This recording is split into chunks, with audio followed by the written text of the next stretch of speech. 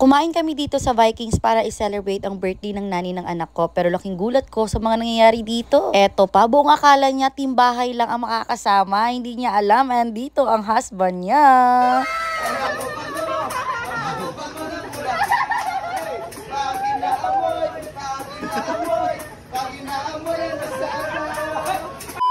So yun nga mga kasana all, hindi alam ni Ate Maricel na alam namin kung kailan yung birthday niya. Nakita lang din namin sa ID niya nung nag-book kami ng ticket pa Cebu. Guys, so ang ganap ngayon ay birthday ng nani ni Lucy. Tapos yung pagkakaalam niya lang, magdi-dinner niya kami. Pero nakaano na to, nakaplanado na to. Pero darating yung husband niya. So abangan natin mamaya ano yung magiging look niya. And of course, sa ating pa kanta-kanta mamaya para sa birthday celebration. So yun lang, takit!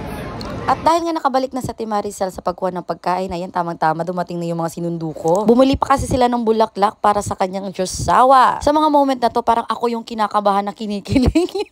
Sinabi ko dyan sa kanya na bakantehan itong dalawang upuan dito dahil may uupong dalawang bisita. Sabi ko sa kanya, actually dito na yung bisita, lingin ko sa likod. Anong magagawa? Laging natutuwa. Yay! Ate Maricel, nafe-feel kita. Wag ka naman kunwari magawak-hawak ng kutsara dyan.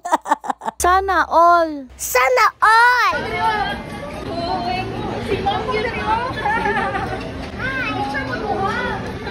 Ayan, ngayon ko lang nakita na paiyak ko din pala yung husband ni Ate Maricel, pati siya.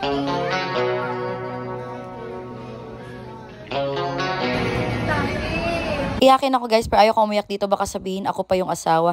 Huy, hindi, joke. Gusto ko ma-enjoy namin yung mga moment na to. Guys, hindi ko in-expect pinuntahan tayo ng F&B manager dito. Ayan, may pa-welcome. Tapos yung chef, isasabi niya, gagawin niya daw ako ng special na for us lang.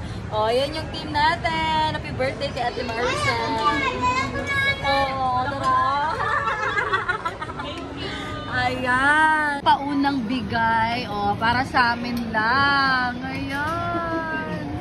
Kaya yung idadagdag mamaya. Uy, alam. Grabe, napaka-special dito. Hindi ko alam na ano. Ang dami nakakilala sa akin. Tsaka yung mga trabahante dito guys. Tsaka pinuntahan tayo ng manager. Nabigla ako. Diyos ko. Sure ba? Ayan. Uy, thank you. Dapat ikaw umawak eh. Yan guys, sila pa talaga mismo nagatid. Yung F&B manager, hindi ko nakuna ng video. Ayan, super thank you. Shout out kay Chef Ramiro and Eduardo. Ayan, may pa-welcome cake pa talaga. Thank you, thank you, thank you. Bale, nakatatlong cake na kami dito. Welcome to Vikings para sa all. Welcome para sa akin. And welcome para sa birthday celebrant. Syempre, hindi pwedeng walang solo picture sa birthday celebrant. O sinama niya si Macy. Hindi rin papatalo ang anak ko. Gusto niya pa mag-blow ng candle. Parang siya yung nag-birthday. Ang cute mo talaga langga. Pero usog. O, yan yung hinawakan niya. Eto na yung show na inaantay ng lahat. Binook ko talaga itong grupong to. Atong ba sa'yo si Ma'am Maricar? Ma'am, harap tayo sa camera ma'am. Ganyan ang kamay ma'am. Alaga! Okay po. In 1, 2, 1, 2, 3. Ang bango-bango. Ang bango-bango. Ang bango-bango ng pula. Pag inaamoy, pag inaamoy, pag inaamoy ang masarap. Ang bango-bango, ang sarap-sarap. Amoyin ang bulaklak.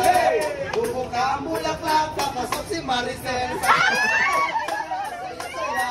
butiyaya, butiyaya, bungye. Sayaw Maricar, sayaw Maricar. La la la la la la la. La la la la la la. Mahilig magpa-cute, ay Maricar. Mahilig magpa-cute, ay Maricel.